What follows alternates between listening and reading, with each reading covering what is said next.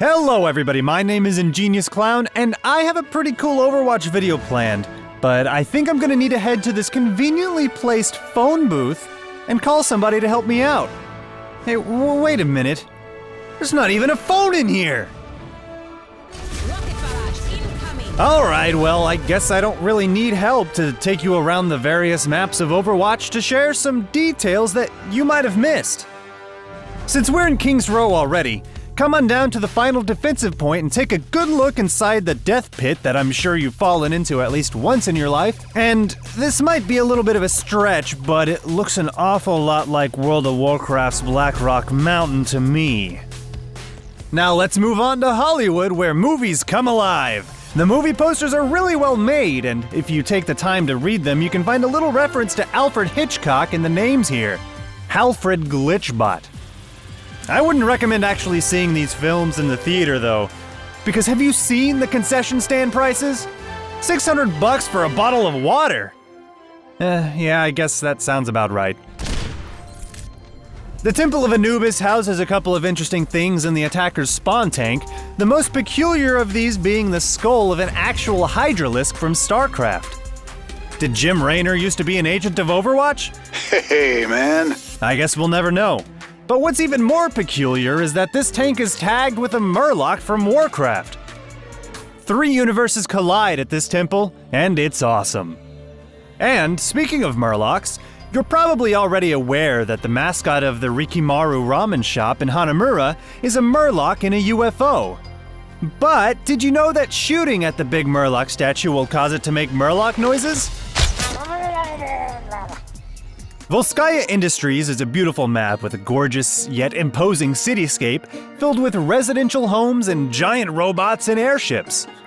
What you might have missed in the commotion, however, are these little guys. I don't know what they are, but they seem too small to be a transport unit for people. Perhaps they're spy drones. Back on the other side of the world, Route 66 is home to a wonderful little shop that sells propane and propane accessories. So, if you need some fuel for your grill, this is the perfect place to go. And before you leave the area, be sure to make a pit stop over at the Panorama Diner, where, in true Overwatch fashion, there isn't a single pepper shaker in sight. Nothing but salt as far as the eye can see.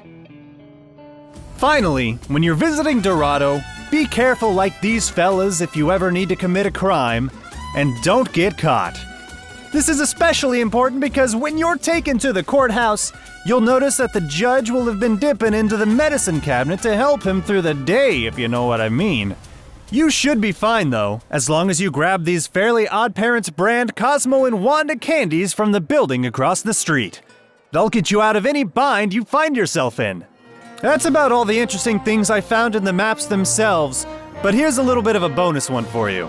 It's not tied to any specific map, but if you go into a custom game and fill it with bots, normally it'll just add a number to the bot to differentiate it from the duplicate bots. But if we're all soldiers now, each bot will count up from 76 instead. Well, I hope you enjoyed this little tour of the locations in Overwatch and learned a thing or two that you might have missed. Do you know of anything really cool that I missed in this video? Let me know in the comments below and tell me which one is your favorite. And if you like this video, please hit that like button, and if you dislike it, hit me with that thumbs down button instead. And be sure to subscribe if you want to see more stuff like this from me in the future, and I will see you next time. Now back on the other side of the world, Route 66 is not how you say that name.